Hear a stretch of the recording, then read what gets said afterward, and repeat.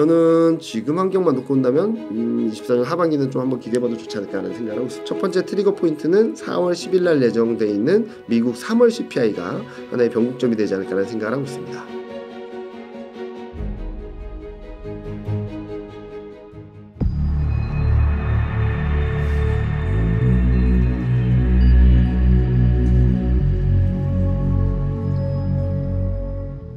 네, 안녕하십니까. 저는 대신증권에서 투자 전략을 담당하고 있는 이경민입니다.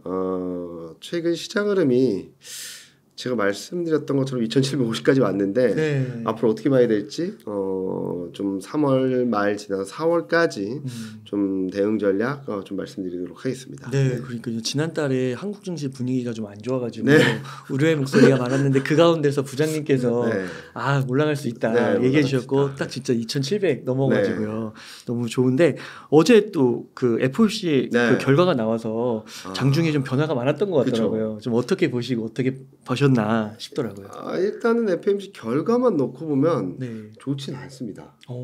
왜냐면은 여기 보시는 것처럼 올해 점도표 하향 조정은 점도표는 그대로 유지했습니다. 금리나 3번으로 유지했는데 25년 점도표는 원래 4번 금리 인하를 3번으로 좀 하향 조정, 그러니까 점도표를 높였거든요. 네. 그러니까 금리 인하 횟수가 줄어든 거죠. 4번에서 3번으로. 그래서 자칫하면 매파적인 해석을 할 수도 있었는데 시장은 그동안 워낙 걱정을 했었다 보니까 좀 반대급부가 좀 들어오는 거라고, 안도감이 들어오는 거라고 보고 있고요. 점도표 분포도를 본다 하더라도 좀 시장에서는 좀 우려할 만한 요인들이 많았어요. 네. 왜냐면은 점도표가 3번 유지됐다고는 하는데 원래 4번 이상을 예상했던 5명 위원들이 3번으로 움직이면서, 한 명 빼고는 3번으로 움직이면서 3번이 유지됐고 전반적으로 금리 인하에 대한 컨센서스가 조금은 다 상향 조정됐고, 그리고 25년, 그러니까 24년에서 25년 점도표를 보면은 한 단계가 올라갔습니다. 한 레벨이 올라가서 3번 금리 인하로 좀 상향 조정됐고, 그리고 26년 또한 뭐 상향 조정됐고, 또 장기 롱거런 금리까지도 0.1% 포인트 상향 조정되면서 점도표만 놓고 보면은 시장이 좀 굉장히 불안정해질 수 있는 상황이었어요. 예. 근데 일단은 지금 시장이 걱정했던 거는 24년에서 25년, 그러니까 24년 금리 인하가 이러다가 2번으로 가는 거 아니야? 라는 걱정을 했었는데 그거는 좀 다소 완화되는 그림들이었다고 생각을 하고 있고요. 그리고 또 하나는 25년, 26년 점도표가 변하긴 했지만 이런 이유가 있었다는 거죠. GDP 성장을 전망을 보면 작년 12월 달에 전망치가 1.4였는데 2.1로 상향 조정됐습니다. 0.7%포인트가 올라갔습니다. 네. 엄청난 레벨업이거든요. 네. 근데 이게 매파적으로 해석될 수 있었지만 24년은 유지된 거죠. 그리고 또 하나 25년 GDP 성장률 전망이 1.8이었는데 2로 상향 조정됐어요. 네. 보통 24년을 0.7 정도 올리면 25년은 그에 대한 기저효과 때문에 좀 떨어뜨리는 게 당연한 건데 더 올려버렸거든요. 경기가 너무 좋다는 얘기예요. 2.1, 2, 2. 그러니까 경기 둔화가 있어도 2% 성장을 계속적으로 한다는 얘기고, 실업률도 하향 조정했고, 물가 전망은 24년은 그대로 유지했는데 25년은 0.1%포인트 상향 조정, 코어 물가는 24년을 상향 조정했어요. 그러니까 어떻게 전반적으로 보면 매파적으로 해석할 여지가 충분했던 상황이라서 FOMC가 결과가 나오자마자는 그러니까 24년 점도표가 그대로 유지됐다라고 해서 좀 기대했다가 팍 튀었다가 잠깐만 다른 거는 하향 조정됐는데 하고 좀 밀리는 듯 했는데 이제 파월 연준의 기자회견이 들어가면서 막 올라가기 시작했거든요. 거기서 얘기했던 거는 뭐 지금 이 점도표가 나오긴 했지만 이게 계속 질문 나왔던 게 경제 성장률도 상향 조정하고 실업률 하향 조정하고 물가 상향 조정했는데 금리 인하가 맞냐라는 얘기들을 계속적으로 했었는데 파월 연준의장의 발언들을 보면은 연착륙 시나리오도 거의 폐기되는 듯한 분위기, 노랜딩 가능성, 그 와중에 디스인플레이션에 대한 그 흐름들은 계속적으로 유효하다. 이런 자신감을 피력하면서 그러면은 경기도 좋고 물가도 안정되는데 금리 인하까지 되면 더없이 좋은 거 아닌가? 라는 기대를 하게 만들었던 거죠. 그래서 이런 것들이 맞물리면서 시장이 환호를 했는데 더 중요했던 거는 제가 더 중요하게 보는 거는 요 그림인데 이게 뭐냐면은 자, 요 그림 보시면은 미국채 10년물입니다. 네. FMC 직전까지 계속 올라갔어요. 그리고 달러 인덱스도 반등을 했죠. 왜 반등을 했냐? 이 초록색이 12월 FMC 내재 금리인데 보시면 어디까지 올라갔냐? 4.623까지 올라갔어요. 연준이 제시한 점도표는 4.6이었는데 그보다 높게 올라갔어요. 그 말은 무슨 말이냐면은 연준이 제시한 점도표보다 점도표가 후퇴할 수 있다라는 그런 걱정을 이미 일정 부분 반영한 거거든요. 네. 근데 아니야. 점도표는 유지됐어. 라고 하니까 되게 시장이 과민하게 반응하고 있다라는 말씀을 드리고 있고 그 결과들을 하나 보시면은 FMC 직후에 4.6을 넘어섰던 12월 FMC에서의 기준금리 전망치가 4.4%대로 떨어졌고 여기 보시면 6월 달에도 금리 동결할 거야 라는 걱정들이 41%나 됐었는데 이게 20%로 퉁 떨어져 버린 거죠. 그러니까 지금 시점에서는 FMC 결과 자체가 비둘기파적이었던 게 아니라 네.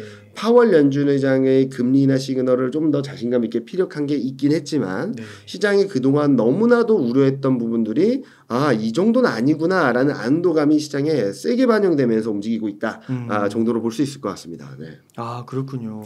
되게 재밌네요. 네, 그러니까 네. 지금 시장이 너무 어려운 게 네.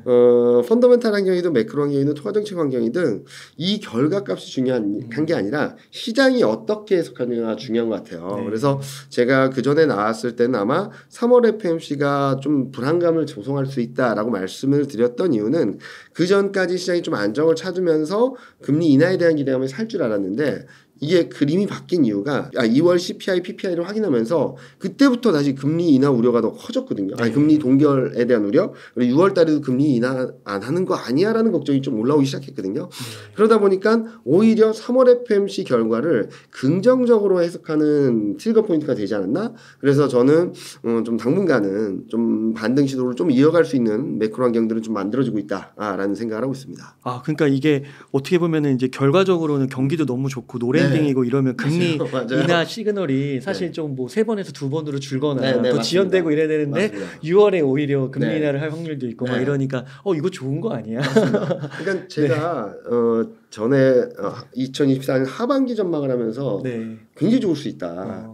경기도 좋아지고 야. 금리 인하도 가능한 그런 구간이다라고 말씀드렸는데 그러네요.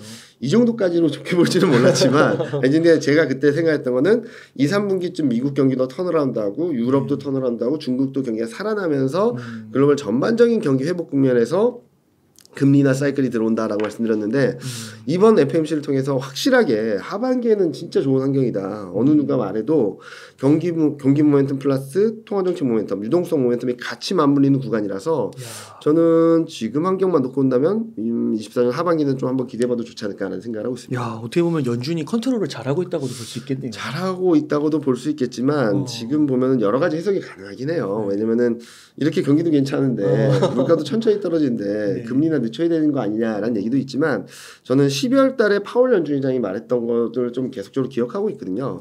파월 연준 의장이 그날 무슨 말을 했냐면 정상화라는 얘기를 했어요. 자, 지금 기준금리가 한 4% 초반 아니면 3% 후반이라면 경기를 고려해야 되겠죠. 근데 지금은 5.5입니다.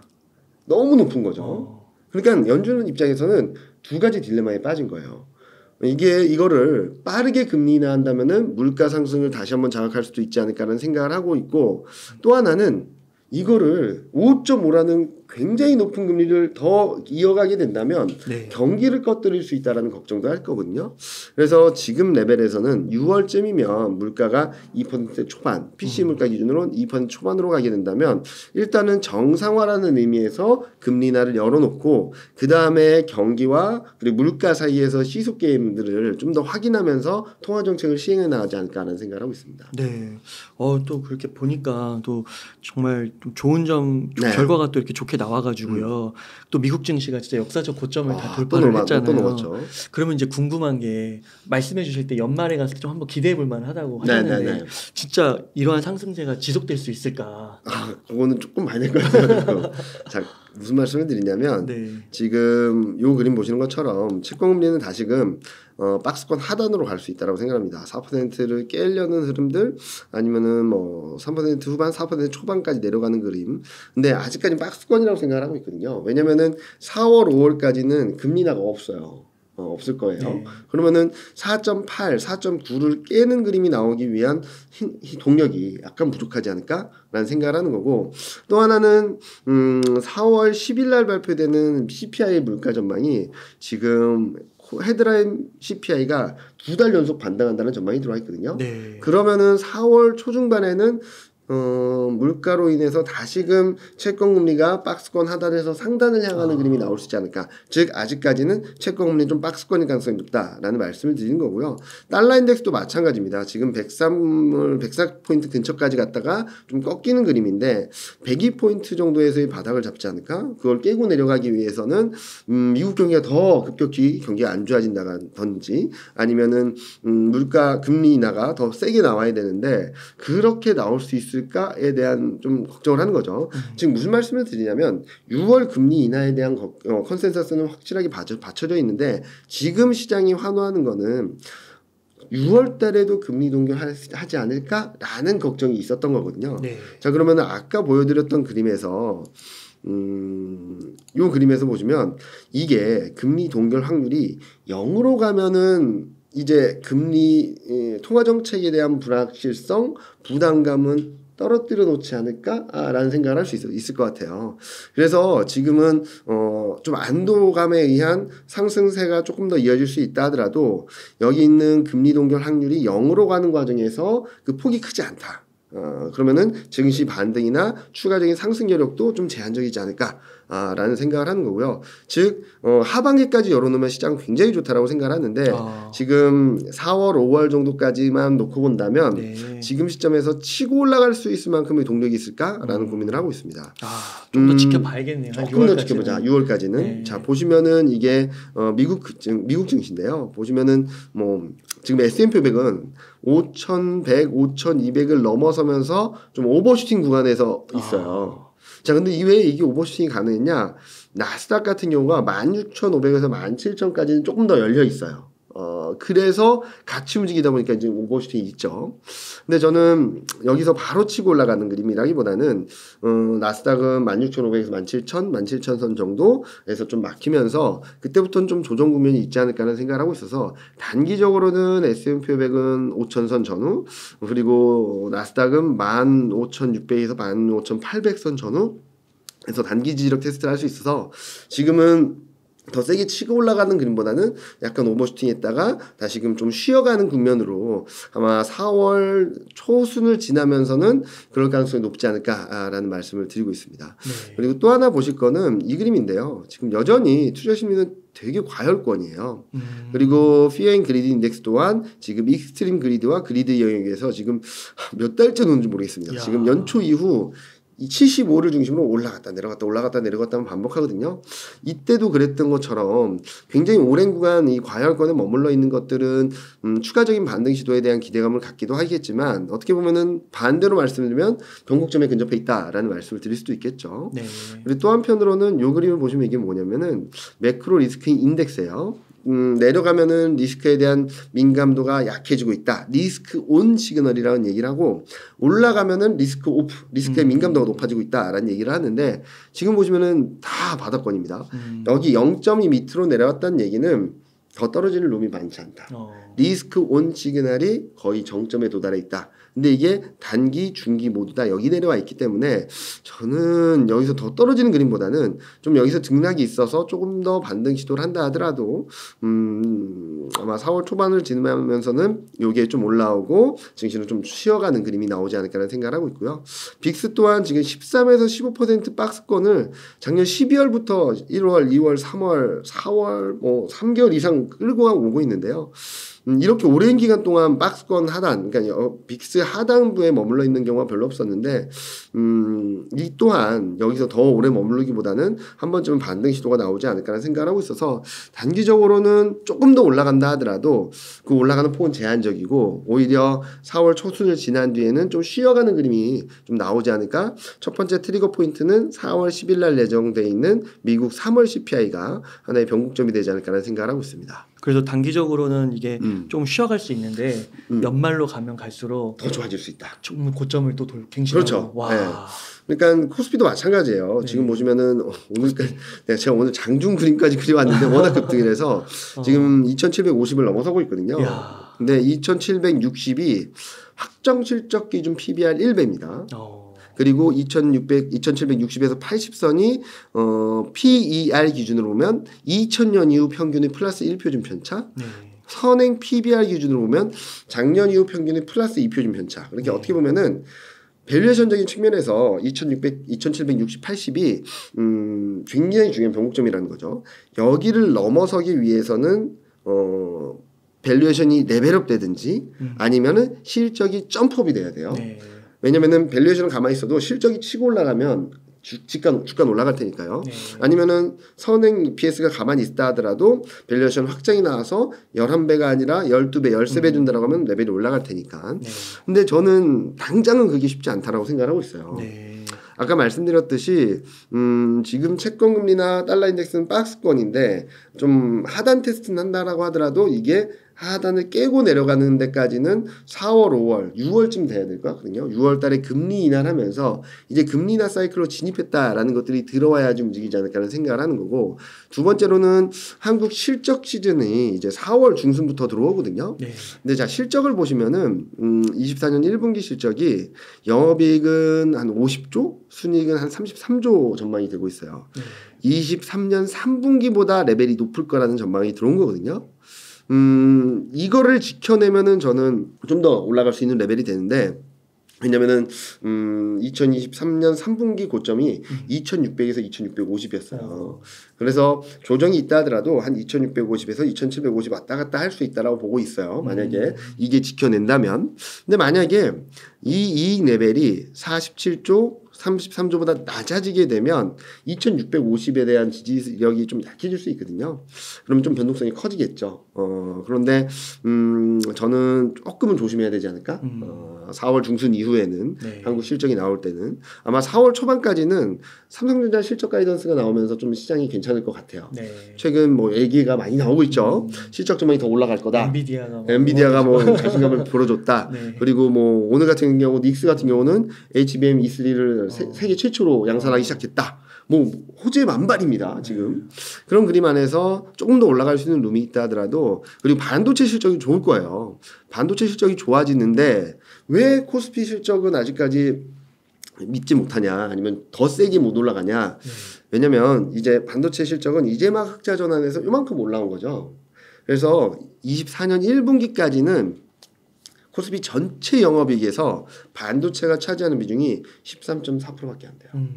그러니까 반도체가 아무리 실적이 잘 내도 영향력이 13%라는 거죠. 네. 나머지 87%가 다른 업종에서 나오는데 지금 뭐 실적 시즌이 아직 돌아야지도 안 했음에도 불구하고 여기 보시면 디스플레이, 조선, 비디오 교육, 에너지, 화장품 의류, IT 가전, 화학, 소매유통, 기계, 이런 업종들이 실적 전망이 여전히 떨어지고 있어요. 네. 이런 그림들을 본다면 저는 실적 시즌 동안에는 조금은 반도체를 제외한 업종들이 실적 전망이 좀 불안정해지면서 시장의 변동성을 좀 자극할 수 있지 않을까 하는 생각을 하고 있고요. 그리고 또 하나 보시면은 이게 전체 수출인데요. 반도체 수출은 고공행진 중입니다. 네. 근데 자동차가 꺾였고요. 네. 통신, 그러니까 핸드폰은 지금 레벨이 훅 떨어져 버렸어요. 네. 그래서 일평균 수출 금액을 분기마다 평균을 해줬는데 1분기는 1, 2월까지만 해줬는데 보시면은 작년 4분기보다 레벨이 낮아요. 그리고 반도체가 그나마 버텨주고 있는데 반도체를 빼고 보면은 더 많이 떨어지겠죠. 그러겠죠. 그래서 전반적으로 수출이 아직까지는 회복되지 못하는 상황에서 반도체도 가격 변수로 인한 수출이 좀 좋은 그림들을 보여주다 보니까 1, 4분기 실적 시즌까지는 조금은 불안정해질 수 있다. 여기서 저점이다. 실적이 저점이다. 저점을 통과한다라는 시그널이 나오면은 그때부터 반전은 가능할 수 있겠지만 지금 현재 시점에서 1, 4분기 실적을 기대하고선 레벨업 될 거다.